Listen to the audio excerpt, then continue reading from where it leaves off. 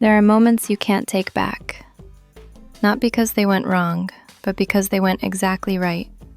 And now everything is different, and you both know it. Celeste told him not to finish that sentence. What she didn't expect was what that would cost her. Orion had been careful for weeks, patient, deliberate, controlled. But there's a limit to how long a man like that stays quiet when someone like her is right in front of him. Part 2 starts now, and careful is no longer an option. Subscribe, drop a like, and tell us where you're watching from. Let's go. She drove home that night with the heater on full and both hands tight on the wheel, which was something she did when she needed to feel grounded and couldn't think of a better option. The city moved past her windows in streaks of orange and white, Nashville doing what Nashville does at night, glowing just enough to make you feel like something is always happening, somewhere you're not. She replayed it 3 times before she reached her street, his hand on hers, her own voice saying, "Don't finish that sentence." The way his expression had shifted, not hurt, not confused, but something more specific than either of those. Like a man who had just been handed a clue he already knew how to read. She hadn't meant it as an invitation. She was almost certain of that. The problem was that almost was doing a lot of heavy lifting, and she knew it. Her apartment was cold when she got in. She turned on every lamp, which was a habit from the months after the friendships dissolved. Darkness had a way of making silence louder, and she'd learned to manage her environment the way other people managed their feelings.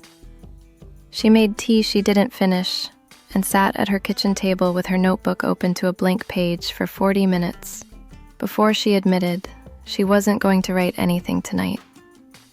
What she was doing was waiting. For what, she couldn't say exactly.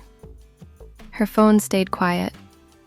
She wasn't sure if she was relieved or disappointed, and the fact that it was closer to disappointed told her more than she wanted to know about where she actually stood.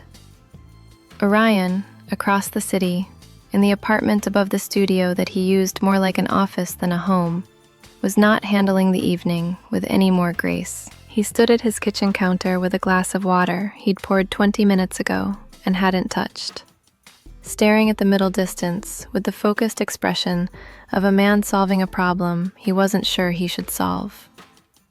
He'd been deliberate about Celeste from the beginning, deliberately professional, deliberately measured, deliberately careful not to let what he noticed about her, which was considerable and growing, become something that complicated the work, or, more importantly, something that complicated her.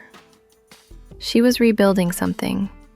He could see it in the way she moved through the world, careful and self-contained, like someone who'd learned that taking up too much space led to loss. The last thing she needed was a man reading too much into a moment that she might have needed to stay small and manageable.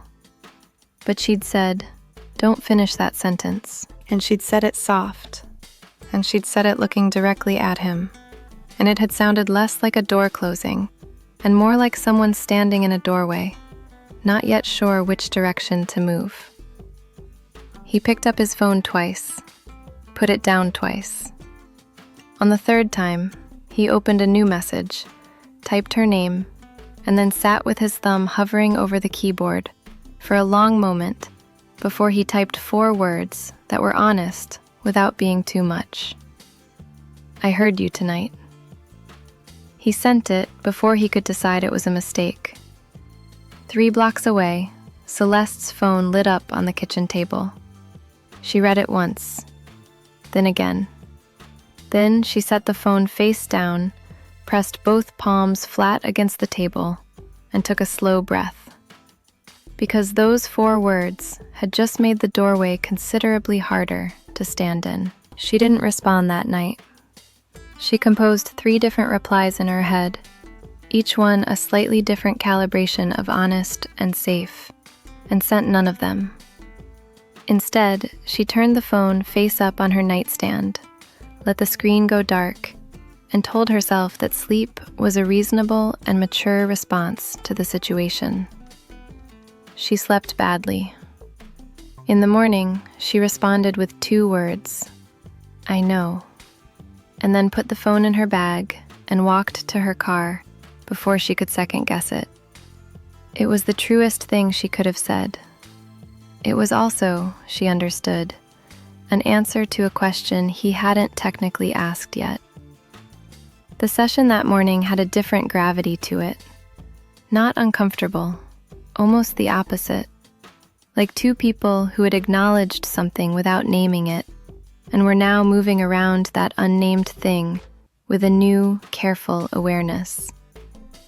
Dara was back, her voice recovered, and her presence was its usual buffer. But even Dara seemed to sense that the air in the room had shifted since Tuesday, because she kept her earbuds in during breaks and asked fewer questions than usual, which was either courtesy or self-preservation.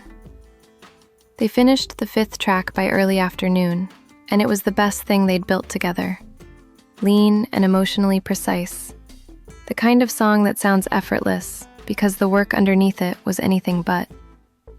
When the final playback ended, Dara pulled out her earbuds and sat quietly for a moment.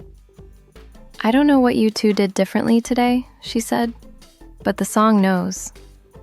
Neither Celeste nor Orion responded to that, though Celeste felt the tips of her ears go warm, and Orion found a reason to look at the board. After Dara left, Orion asked if Celeste had time to walk through a rough concept for the final track before she headed out. She did. They sat at opposite ends of the table in the lounge, with coffee going cold between them, and he laid out the emotional arc he was envisioning. A closing song, but didn't resolve neatly, that ended on something that felt like standing at a threshold. "Most albums want to leave you feeling settled," he said. "I want this one to leave you wanting to make a decision you've been putting off." Celeste looked at him over the rim of her cup. "That's a specific thing to want. I know what I'm going for." There was nothing ambiguous in the words, but the way he held her gaze while he said them made the conversation feel like it was operating on 2 levels simultaneously, and she was fully fluent in both. She took the concept notes home and spent the evening working at her kitchen table, with real focus for the first time all week. The kind of clarity that comes when emotion stops being noise and starts being fuel. By 10 o'clock, she had the skeleton of something that felt genuinely right. Not safe, not careful, but true in the way that slightly scared her. She photographed the pages and sent them to him without commentary. His response came 11 minutes later. Not words this time, just a voice memo, 40 seconds long. She pressed play and heard him read her opening lines back to her in that low, unhurried voice, slowly, like he was tasting each word. And at the end, before the recording cut off, he exhaled quietly and said, "Yeah, that's it." She played it twice more before she turned out the light. The next morning, she came in earlier than usual. Not by much, 20 minutes maybe, but enough that when she pushed through the studio door, Orion was still alone. No Dara, no assistants, just him at the board with his back to the entrance and a track playing low that she didn't recognize. He turned when he heard her, and something about catching him unguarded like that. Hair slightly less composed than usual, jacket nowhere in sight, just a dark Henley and the particular stillness of a man deep inside his own work, made her chest do that inconvenient thing again. "You're early," he said. "So are you." "I'm always early." "I know," she said. "I was trying to beat you." The corner of his mouth moved. He turned back to the board and lowered the volume on whatever he'd been working on, and she settled at the table with her notes, and for a while, they simply existed in the same room without needing to fill it. That ease was new. It had arrived sometime in the last 48 hours, settling in quietly, alongside the tension rather than replacing it. And the combination of the two was something she hadn't experienced before. comfortable and charged simultaneously, like a room lit by something warm but electric. Dara arrived at 9 with a green juice and the energy of someone who had made peace with Mondays. They ran through the 5th track twice for continuity, made 2 small adjustments, and then moved into the final stretch of the album, the closing song, built from the bones Celeste had drafted at her kitchen table the night before. This was where the session changed. The final track required something different from all of them, a rawness that the earlier songs had approached but never fully committed to. Celeste had written into territory that was personally uncomfortable, drawn from the specific texture of her own loneliness, and hearing Dara begin to inhabit those words in real time was a strange and quietly overwhelming experience. She kept her eyes on her notebook. At one point, Orion paused the session, came around the board, and crouched beside Dara's chair to talk through a phrasing choice in a low voice. From where Celeste sat, she could see his profile, the line of his jaw, the focused set of his expression, the way he used his hands when he talked about music, always shaping something invisible in the air.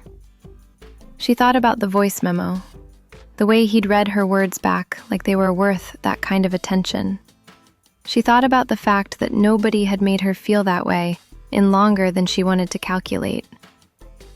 Dara nailed the 3rd take. When the recording light went off, she pulled off her headphones and pressed both hands to her chest like she was holding something in. "That one got me," she said quietly. Orion stood and looked at the waveform for a long moment. Then he looked at Celeste. "It's yours," he said simply. She understood he meant the song, the credit, the acknowledgement she hadn't gotten before. But the way he said it, direct and unhurried, like it was a fact he'd decided long before today, landed somewhere deeper than professional recognition. After Dara left for the evening, Celeste stayed to organize her notes. Orion stayed too, doing the quiet, end-of-day work of archiving and labeling files. The studio settled into its night stillness, and at some point, the distance between them at the table had closed, without either of them making a deliberate move toward the other. His arm was close enough that she could feel the warmth of it. Neither of them reached for something to say, and then his hand found hers on the table. Not accidental this time. Slow, deliberate, certain. And he just held it. No words, just that. She didn't pull away. That was the decision. Not dramatic, not announced. Just the quiet choice to let his hand stay where it was and feel the full weight of what that meant. His thumb moved once across her knuckles, slow and deliberate, and she felt it everywhere. The studio was nearly dark by then, just the low amber glow of the board lights and the single lamp in the corner that neither of them had thought to turn off. Outside, Nashville had gone into its nighttime register. Distant traffic, the occasional siren dissolving into silence, the particular urban quiet that arrives after 10 and feels like the city exhaling. Orion didn't rush.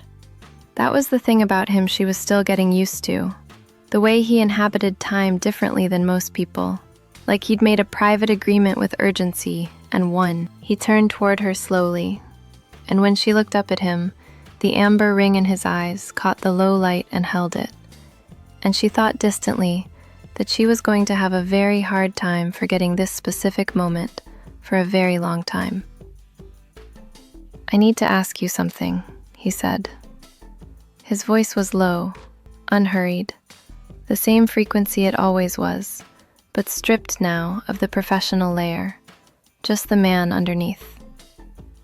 "Okay," she said, not braced, just open. "The project ends Friday." She knew. She'd known for days, had been carrying that fact around like something she hadn't figured out what to do with yet. "And I want to know if that's where this stops," he said, "or if it doesn't."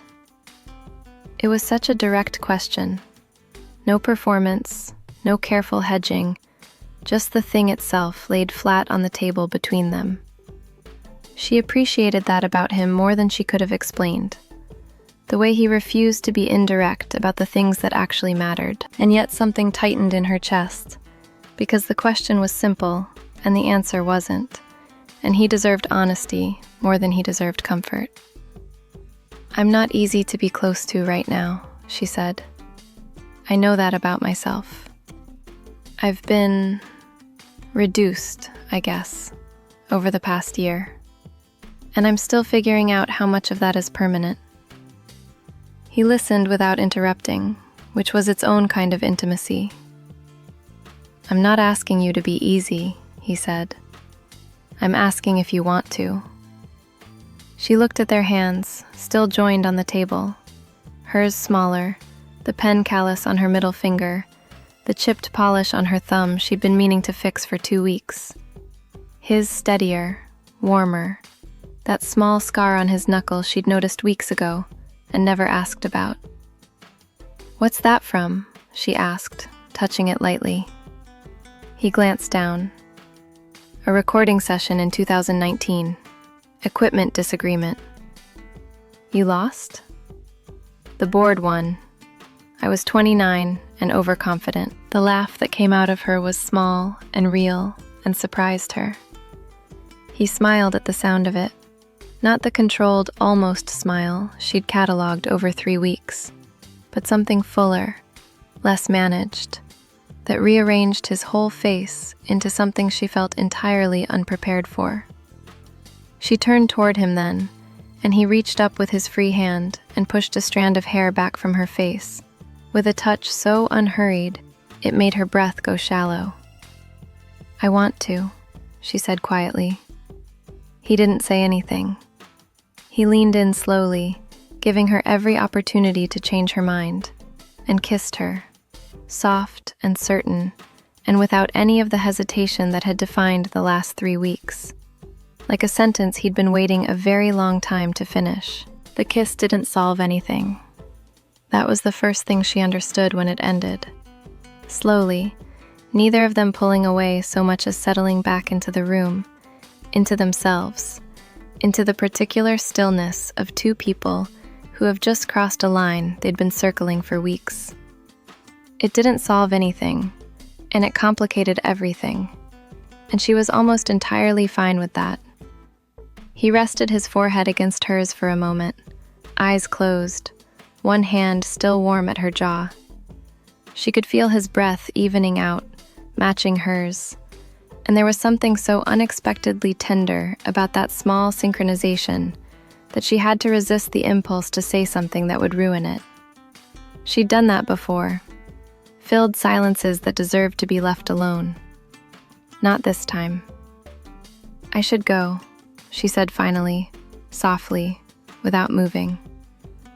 "Yeah," he said, without moving either. She laughed quietly at that, and he did too, and the tension in the room converted itself into something lighter, without disappearing entirely. She drove home with the windows cracked, despite the cold, needing the air, needing the specific sensation of Nashville moving past her at 40 miles an hour, while she tried to locate herself inside what had just happened. She wasn't panicking. That surprised her. She'd expected the familiar contraction, the instinct to minimize, to preemptively protect herself by deciding it meant less than it did. Instead, she felt something closer to stillness, the good kind, the kind she'd been missing for a long time. Friday arrived with the particular weight of last days.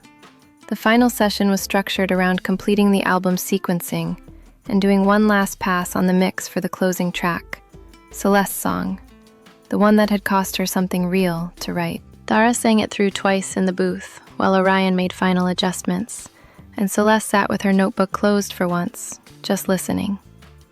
Hearing her own words in someone else's voice had always been a strange experience, like reading your diary aloud at a dinner party, uncomfortable and oddly freeing at the same time. But this version of it felt different.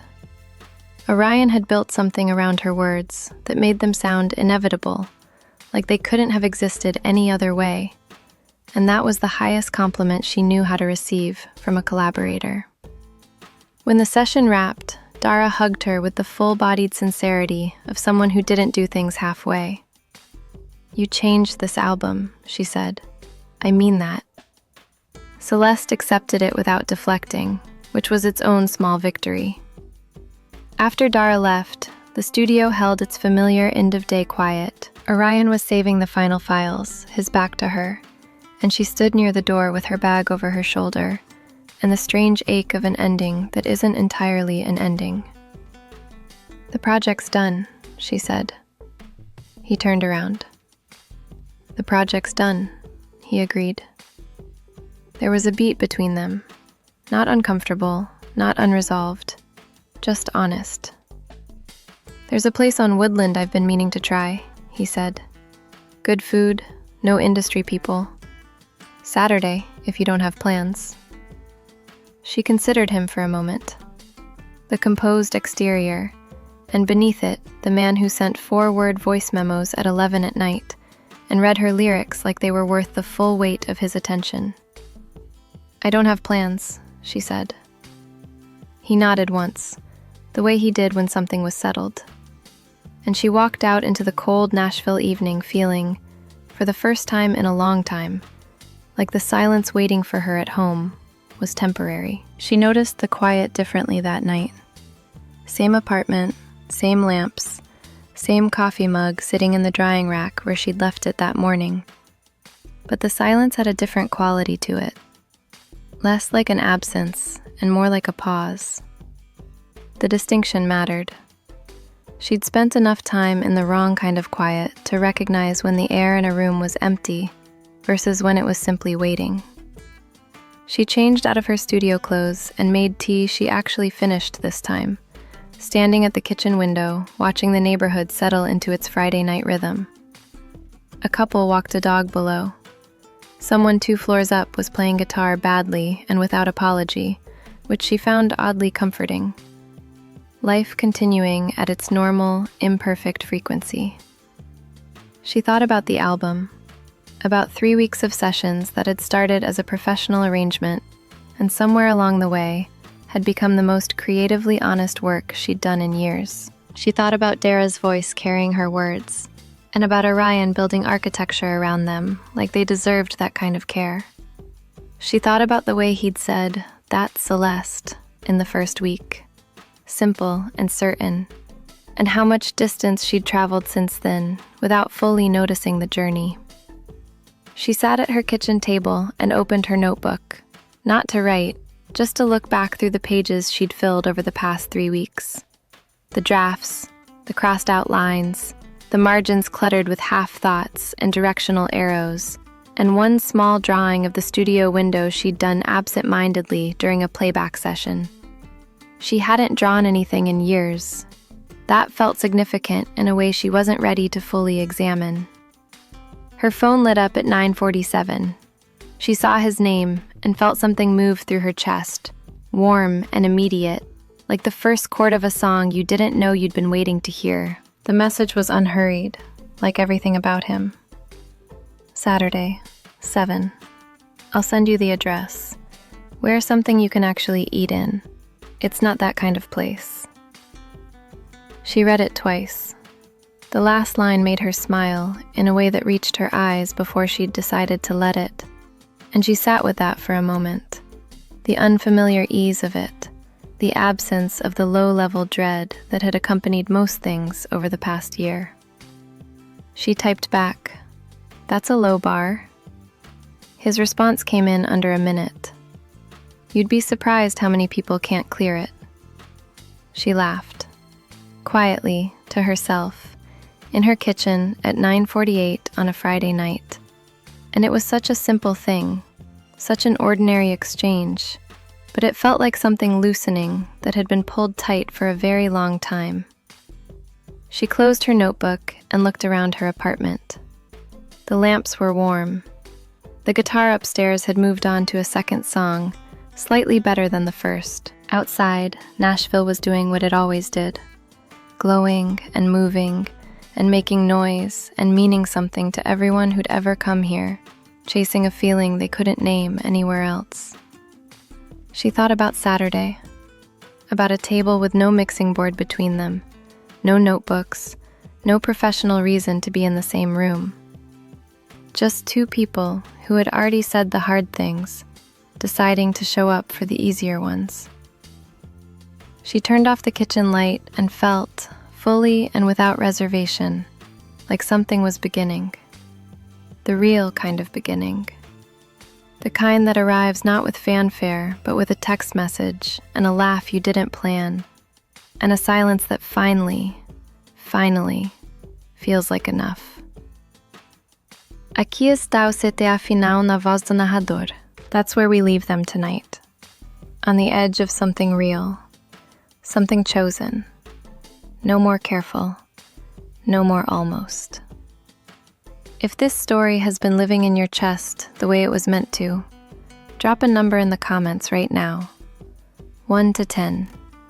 How far gone are you? And if you made it all the way here, Chapter 2, every single part, you already know you're not stopping now. Chapter 3 is coming, and that's where everything gets warmer. Subscribe so you don't miss it. Leave a like if Orion and Celeste earned it. And tell me in the comments, were you rooting for them from the beginning, or did they win you over slowly? I want to know exactly when you stopped resisting.